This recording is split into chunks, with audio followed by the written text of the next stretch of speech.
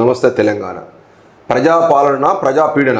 పాలన పగబడితే సర్కారే కర్కశంగా ఎగబడితే ఈ పడగ నీడలో పేదల బతుకు ఎంత దుర్భరంగా మారుతుందో దీనికి ఉదాహరణ ఈ దృశ్యం. హైదరాబాద్ గుండెలపై హైడ్రా పేరిట భయకంపిత వాతావరణాన్ని సృష్టించిన కాంగ్రెస్ సర్కార్ బస్తీలను చిదిమి బడుగు గుడిసెలను కూల్చి ధ్వంసరచన కొనసాగిస్తున్నది. పెద్దల ఆకాశ హర్మాలపై వైపు కన్నెత్తి చూడని బుల్డోజర్ పేదల నీడపై పిడుగులా విరుచుకుపడుతున్నది. దాని పదని గట్టాలపై కింద పడి నలుగుతున్న దీనులెందరో, కోర్టులు మొట్టికాయలు వేస్తున్నా, న్యాయమూర్తులు తప్పుపడుతున్నా, ఇనుప కోరలతో యంత్రభూతం చేస్తున్న వికట హట్టహాసం ఇప్పుడు తెలంగాణలో నిత్య దృశ్యం.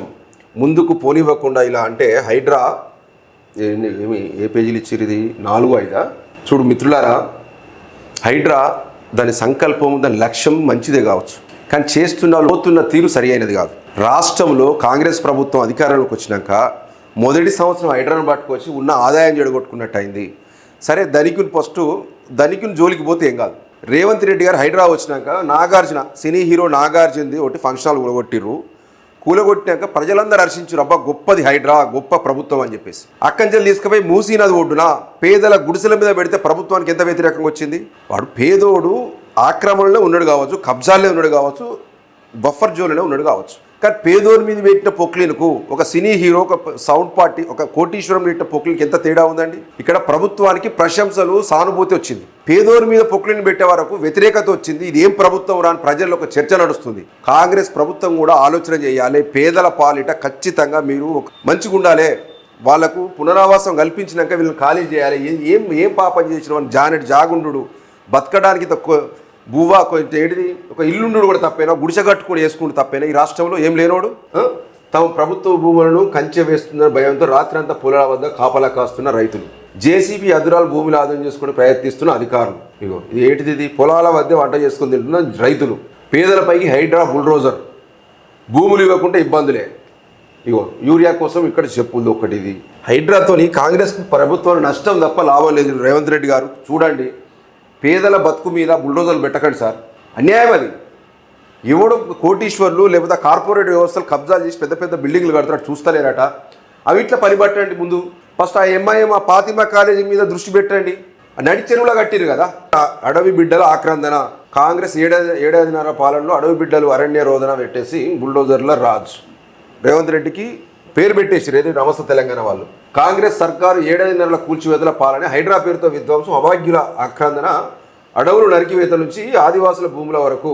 ఒక్కటి బాధాకరం, వాడు కట్టుకున్న ఇల్లును గూడును చెదరగొడితే ఎంత అన్యాయం. వాళ్ళు సామాన్లు కూడా తీసుకొని ఇవ్వకుండా, పిల్లలు పుస్తకాలు కూడా తీసుకొని ఇవ్వకుండా ఊలగొడితే ఎంత దుర్మార్గం అని చెప్పు. ఈ ఫోటోలు చూస్తేనే చూడిగో దుర్మార్గం అంటే. ఇగో మేడం ప్లీజ్ మా ఇల్లు కూల్చొద్దు. ఇది 4/2/2025 నాగర్ కర్నూలు జిల్లా చారగొండలో జాతీయ రహదారిపై బైపాస్ నిర్మాణంలో భాగంగా ప్రత్యామ్నాయం చూపకుండా ఇల్లు కూల్చడానికి వీల్లేదని గ్రామస్తులు డిమాండ్ చేశారు. కానీ ప్రభుత్వం బుల్డోజర్లు ప్రయోగించి అర్ధరాత్రి ఇల్లు కూల్చివేతగో. ఇది పెద్దలతో పాటు చిన్నారులను కూడా పోలీసులు ఈడ్చుకెళ్ళారు. చూడు, ఇదా అండి ప్రజాపాలన? రేవంత్ రెడ్డి అన్న, ఈ ఫోటోలు మీ దృష్టికి వస్తున్నాయా లేదా అన్న? గోస్ అనిపిస్తారు, పాపం అనిపిస్తలేదా అన్న? వాళ్ళకు కనీసం సరే అభివృద్ధి ఎవ్వరు అడ్డుకుంటలేరు. ఇక్కడ వాళ్ళని కూర్చుండబెట్టి అధికారులతో మీటింగ్ పెట్టి రూపాయి కాడ ₹2 పరిహారం ఇవ్వండి. ₹1 పేదోనికి ఎక్కువ ఇస్తే ఏమైనా అవుతుందా? ప్రభుత్వం ఏమన్నా అడకతింటదా అన్న? ఎట్లా అప్పులు చేస్తున్నాం కదా, వడ్డీలు మిత్తిల పాత అప్పులకు అంటున్నాం. ఇంకో 1000 కోట్లు అప్పు ఎక్కువ వేయండి, పేదల కడుపు నూడురన్నా. ఇది ఎందుకన్నా వాళ్ళది ఆ ఏడుపు మంచిదైతే మన ప్రభుత్వానికి? ఇదేనా ఇందిరమ్మ రాజ్యం? 2 నెలల బడుగు జీవనంలో భయం, మొత్తం పేదోలే. ఇది కొంచెం పిల్లలు దావకనం యోగిస్తుండేది అంటే ప్రజలు పెద్ద పట్టించుకో. పెద్ద పెద్ద బిల్డింగులు, ఆకాశం ఎత్తున్న పెద్ద కార్పొరేట్ సంస్థలు వాడు చెరువులో కడితే కొడితే ప్రజలు ఎవడు పట్టించుకోడు. పేదోళ్ళు కడుపు కొడితే మాత్రం ఖచ్చితంగా చాలా నష్టం జరుగుతుంది. మీ ఓటు బ్యాంక్ కూడా పోతుంది. ఇట్లా ఉంది పరిస్థితి. ఇది ఎక్కడ? ఇది 15/6 విస్తరణ పేరిట విధ్వంసం. వేములవాడ ప్రభుత్వ రోడ్ల విస్తరణ పేరిట ప్రజల ఇల్లు కూల్చుతున్న ఆలయ సమీపంలో దశాబ్ద చిరువ్యాపులు జీవనం సాగిస్తున్న నేలమట్టం చేశారు. పరిహారం ఇవ్వకుండా ప్రజల బతుకులు చెలగటమాడుతున్నది. గూడు చెదిరిన జనం అంటే ఇది ఒక్కటి నాకు సరే. కూల్చడం, టెంపుల్, వేములవాడ టెంపుల్ అభివృద్ధి కావాలంటే రోడ్ల విస్తరణ అవసరం. చాలా రోజులుగా ఇది డిమాండ్ ఉంది కాబట్టి ఇది యాక్సెప్ట్ చేయ. ఈ నమస్తే తెలంగాణ. ఎందుకంటే వేములవాడ రాజన్న దక్షిణ భారతదేశంలోనే ఒక ప్రసిద్ధిగాంచిన పుణ్యక్షేత్రం. అది డెవలప్మెంట్ కావాలన్నా, పర్యాటకంగా అభివృద్ధి కావాలన్నా ఖచ్చితంగా రోడ్ల విస్తరణ అవసరం.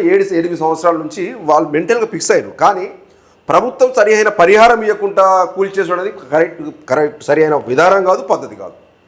ఆదిశీనన్నా ఏమైనా ఉంటే కొంచెం పరిహారం పెంచిపించే ప్రయత్నం చేయండి. లేకపోతే వాళ్ళు కోర్టుకు పోయే సడలింపని ఇస్తే కొంచెం పరిహారం పెరుగుతుంది. ఇది మీరు మంచి పని చేస్తారు, టెంపుల్ డెవలప్మెంట్ కోసం మంచి పని చేస్తారు. ప్రతిపక్షాలు కూడా దీనికి సపోర్ట్ చేయాలి.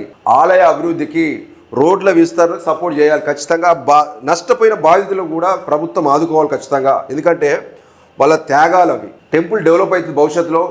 చాలామంది వేల మంది బతుకుతారు రాజన్న ఆలయంతో. ఇక్కడ వీళ్ళు త్యాగం చేస్తూ 200 మంది 150 మంది సంథింగ్ ఉన్నారు. వాళ్ళు ఖచ్చితంగా ప్రభుత్వ తరపున వాళ్ళు ఆశించిన మేర పరిహారం ఇస్తేనే వాళ్ళు గొప్పగా ఫీల్ అవుతారు, హ్యాపీగా ఫీల్. ఎంతైనా వాళ్ళకు తక్కువే. ఆ టెంపుల్ పక్కకు కూడా 250 షట్టర్లు ఇస్తాయని ఆది శ్రీనివాస్ గారు ఒక ప్రణాళిక సిద్ధం చేస్తుంటూ వీళ్ళకే ఇస్తామని చెప్పి అంటారు. మళ్ళీ అప్పటికి ఎట్లుంటుందో ఆదిశీనన్న, ఇలా నష్టపోయిన వాళ్ళకి ఆ షట్టర్లు కేటాయించే ప్రయత్నం చేయండి. మళ్ళీ పైరేవులు చేసి వాడు చేసి వీడు చేసి వాళ్ళకి ఇబ్బంది అవుతుంది. ఖచ్చితంగా వేములవాడ నిర్వాసితులకి, రోడ్ల వెడుపులో ఇల్లు కోల్పోతున్న వాళ్ళకి న్యాయం చేయండి. ఎందుకంటే ఒక డెవలప్మెంట్ వర్క్ చేస్తున్నప్పుడు ఖచ్చితంగా వ్యతిరేకత వస్తుంది, ప్రజాప్రతినిధి వస్తుంది, ప్రభుత్వం మీద వస్తుంది. కానీ డెవలప్మెంట్ అవసరం. ఎట్లా డెవలప్మెంట్ అవసరం అని చెప్పి వాళ్ళ రోడ్ల మీద ఇస్తుంటే కరెక్ట్ కాదు. ఇది మాత్రం కొంచెం ఆలోచన చేయాల్సిన అవసరం ఉంది.